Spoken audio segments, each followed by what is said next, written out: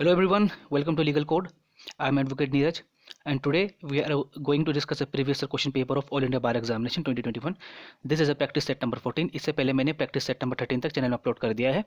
आप लोग जाएं और विजिट करें और मैक्सिमम से मैक्सिमम रिवाइज करें क्योंकि most of the questions previous year question paper से आते हैं. नेक्स्ट, सबसे पहला सवाल है प्ली बार्गेनिंग से रिलेटेड जो प्रोविजन है तो इसमें ये कौन से ऑफेंस में एप्लीकेबल नहीं होता है. तो तीन ऐसे ऑफेंस होते हैं जिसमें एप्लीकेबल नहीं होता प्ली बार्गेनिंग. एक होता है आपका सोशल इकोनॉमिक ऑफेंस, दूसरा होता है ऑफेंस अगेंस्ट वुमेन और तीसरा होता है बच्चों की यानी कि जिनकी उम्र 14 वर्ष से कम होती है उनके संबंध में लागू नहीं होता. इसका आंसर सी है, ए और बी. नेक्स्ट, जब दो या दो से अधिक व्यक्ति किसी गैरकानूनी काम को करने के लिए समझौता करते हैं या कोई भी जो कानूनी एग्रीमेंट करते हैं लेकिन वो किसी गैरकानूनी तरीके से करते हैं तो उसको हम कहते हैं क्रिमिनल कंस्पायरेसी. और ये आता है आपका 120 ए में. Very very important. एबेटमेंट आता है कि किसी दूसरे व्यक्ति को गलत काम करने के लिए उकसाना और ये आता है आपका 107 IPC. Next, the provisions regarding citizen आता है आपका 124 में. 124 ए जो है वो सिटीजन के बारे में बताता है. अब 124 में क्या आता है कि इसमें बताया गया कि किसी राष्ट्रपति के ऊपर हमला करना और इस इंटेंशन से करना ताकि वो अपने शक्तियों का जिनका वो उपयोग करते हैं यानी कि जहाँ पर अपनी शक्तियों का जो यानी कि एक्सरसाइज करते हैं उसको रेस्ट्रेन उनको रोकने की इंटेंशन से उनके ऊपर हमला किया जाता है. 124 में बताया जाता है. 121 ए में लिखा गया है conspiracy to commit offences punishable by section number 121.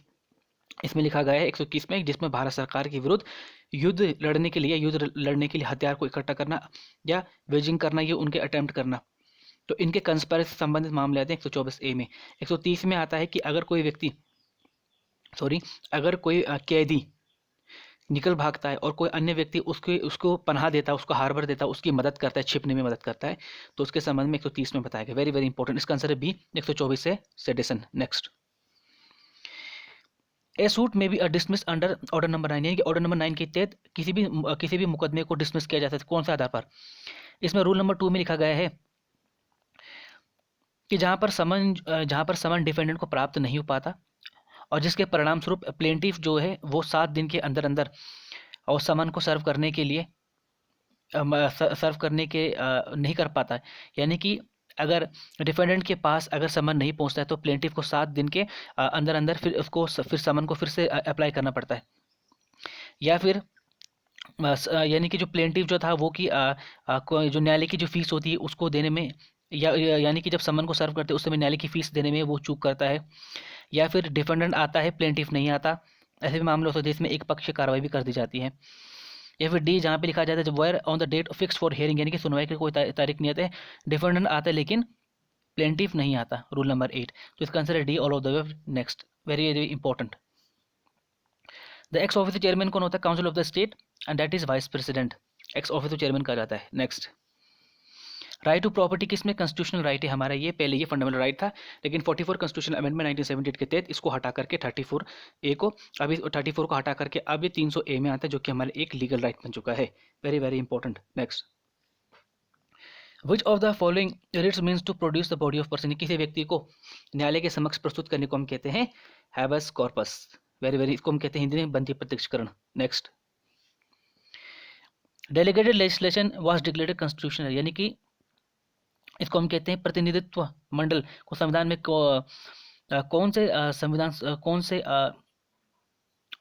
इसको कब मतलब यानी कि प्रतिनिधित्व यानी कि इसको डेलीगेट लेजिस्लेशन का मतलब होता है कि कोई भी कानून को जिसको देखिए कानून बनाने का काम हमसे पार्लियामेंट का होता है लेकिन पार्लियामेंट इतना बिजी होता है जिसके कारण वो अपने उस कानून को किसी अन्य व्यक्ति को डेलीगेट कर देता है और जो यानी कि जो लेजिस्लेटिव जो कि इन कानूनों को बनाती है.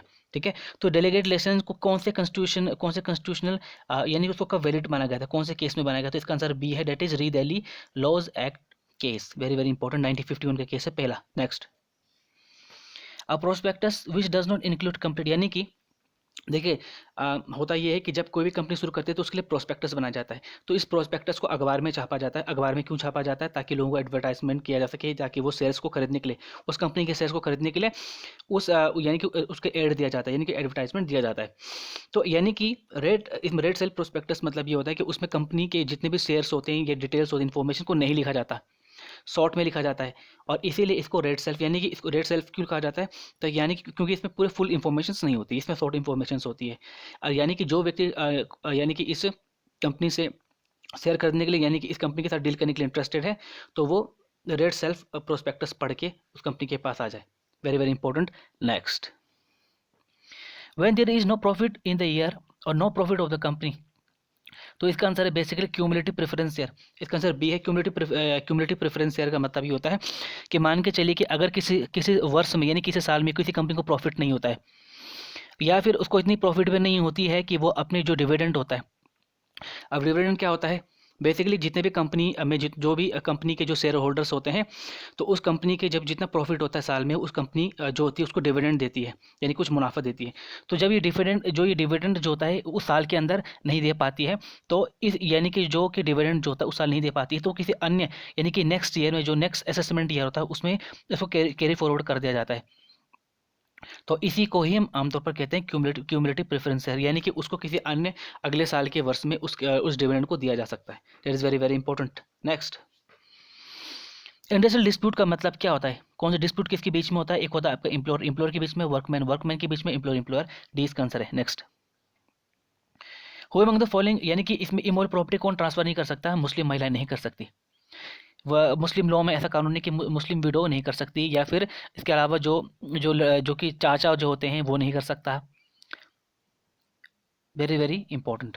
Next, the doctrine of the list pendens को कौन से केस में लिस्ट पेंडेंस आता है, ट्रांसफर ऑफ प्रॉपर्टी एक्ट 1881 और 1882 transfer of property act. List pendens आता है सेक्शन नंबर 52 में आता है। लिस्ट पेंडेंस का मतलब होता है कि पेंडेंसी ऑफ द सूट, यानी कि अभी जो कि मुकदमा है वो न्यायालय में लंबित है। अब इसमें होता क्या है कि जब कोई भी वाद किसी न्यायालय पे दाखिल किया जाता है, और उस मामले से संबंधित जो वाद है अभी न्यायालय पे मतलब पेंडिंग है, तो उससे संबंधित, उसी वाद से संबंधित कोई दूसरे न्यायालय पे नहीं डाला जाएगा। ये लगभग उसकी तरह ही है जैसे कि सेक्शन नंबर 10 है, रेस सब जुडिस, सीपीसी के तहत ही है। और इसके तहत क्या होता है कि जो प्रॉपर्टी के टाइटल जो होती है संबंधित सूट्स भी किए जाते हैं। That is very very important. Cooper versus Cooper जो केस है वो डॉक्ट्रिन ऑफ इलेक्शन संबंधित, जो कि सेक्शन 35 में था ट्रांसफर प्रॉपर्टी एक्ट का। That is very very important. Next, X strike करता है A by the by the provocation excited to violent range by cylinder intending to take advantage of his rage। मान के चलिए कि इसमें लिखा गया है कि एक्स ने ए पर प्रहार किया और इस हिंसक प्रहार से एक को हिंसा करने पर उत्साहित किया। यानी कि एक आदमी सामने खड़ा है और दूसरा व्यक्ति उसके ऊपर गुस्सा कर रहा है, तो एक व्यक्ति जो उस व्यक्ति के ऊपर गुस्सा करता है, तो दूसरा अन्य जो व्यक्ति जो वहाँ सामने खड़ा होता है वो उसके गुस्से का फायदा उठाकर उसके हाथ में कभी मान के चलिए चाकू दे देता है, तलवार दे देता है। तो इस प्रकार के अपराध में क्या होता है, एज होता है वो मर्डर के लिए मान के चलिए, इसमें हाँ इसको अच्छे से समझते हैं। मान के चलिए दो व्यक्ति हैं, तो एक व्यक्ति को किसी उन दोनों के बीच में, दो व्यक्ति उनके बीच में कोई दुश्मनी चल रही है, ठीक है, यानी कि दो व्यक्ति उनके बीच में दुश्मनी चल रही है, और एक व्यक्ति जो होता है उसके ऊपर उसकी दुश्मनी निकालने के लिए क्या करता है, उसको वो गुस्सा होता है और उस गुस्से को दूसरा कोई सामने खड़ा व्यक्ति होता है वो उसको बोलता है कि उसको और ऐसा गुस्सा दिलाता है जैसे उसके हाथ में चाकू दे देता है ताकि उसकी हत्या कर देता है। तो इसमें जो व्यक्ति जो सामने खड़ा, जो कि उन दोनों के बीच में आता है, यानी कि जो सामने खड़ा रहता है, तो वो व्यक्ति उसके लिए मर्डर के लिए लायबल होगा, और दूसरा व्यक्ति जो होता है वो केवल कल्पेबल होमोसाइड के लिए होता है जिसने इस पर छुरी चलाई है। ये वेरी वेरी इंपॉर्टेंट केस है। Next, right to free legal aid को कौन से केस में रिकॉग्नाइज किया था, एक के बाद इसके Husn Ara Khatoon versus home secretary state of Bihar. इसी में स्पीडी ट्रायल की बात की गई थी। Very very important. M H Hoskot में भी basically right to free legal aid के बारे में बताया गया था। इसमें ये भी बताया गया था कि जो जितने भी गरीब जनता होती है, गरीब जनता को उनके संवैधानिक एवं उनके स्टेचुरी राइट्स के बारे में अवेयर किया जाए। That is very very important. ये 1978 का मामला है। और Madhu Mehta versus state of Bihar, इसमें कहा गया था कि स्पीड ट्रायल जो होता है वो एक fundamental, it is a fundamental right to life and liberty, article 21 के तहत ही बताया गया था। Madhu Mehta versus union of India. That is very very important. Next, यानी कि किस देश में क्या बोलते हैं पीआईएल ओरिजिनेट हुआ है। पीआईएल यानी कि पब्लिक इंटरेस्ट लिटिगेशन, तो ये आया था बेसिकली यूएसए से, United states of America. Next, a question suggesting the answer, यानी कि ऐसे सवाल जो कि आंसर को, यानी कि ऐसे क्वेश्चन जो कि आंसर को सुझाते हैं। तो इस प्रकार के व्यक्ति जो इस प्रकार का सवाल को रखता है तो उस व्यक्ति को यानी कि उस प्रकार के सवाल को क्या कहा जाता है, लीडिंग क्वेश्चन। यानी लीडिंग क्वेश्चन वैसे क्वेश्चन होते हैं जो आंसर को सजेशन देता है। There is very very important, इसको हम कहते हैं leading question. Next, option of puberty, यानी कि हिंदू मैरिज एक्ट 1955 के तहत ऑप्शन ऑफ प्यूबर्टी के आधार पर डाइवोर्स का ग्राउंड केवल और केवल महिलाओं को ही प्राप्त होता है, यानी कि वाइफ को प्राप्त होता है, किसी और को नहीं होता है। नेक्स्ट, हिंदू मैरिज एक्ट 1955 के तहत child from the valid void marriage would be legitimate, यानी कि अगर पति और पत्नी के बीच में जो अगर विवाह जो होता है वो शून्य विवाह होता है, यानी कि वॉइड मैरिज होता है, जो कि सेक्शन नंबर 11 के तहत होता है। लेकिन सेक्शन नंबर 16 में ये लिखा गया है कि इन दोनों के बीच में जो भी बच्चा अगर पैदा होता है तो वैलिडी माना जाता है। लेकिन मुस्लिम लॉ में ऐसा नहीं होता। मुस्लिम लॉ में वो इलिजिटिमेट माना जाता है। लेकिन जो भी बच्चा हिंदू मैरिज के तहत उसका अगर शून्य विवाह से या फिर शून्यकरण विवाह, यानी कि वॉइड या वॉइडेबल मैरिज से अगर उनका विवाह होता है तो वो बच्चा हमेशा लेजिटिमेट ही माना जाएगा। Very very important.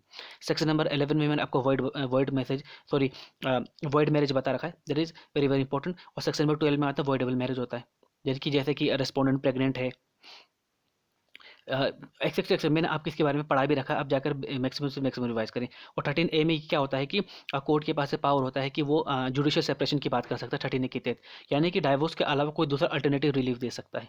ठीक है, इसका आंसर है D, section 16। Next, which of the following appears to be contribute a global cooling rather than a global warming, यानी कि इनमें से ऐसे कौन सी चीज है जो कि ग्लोबल कूलिंग करता है ना कि ग्लोबल वार्मिंग।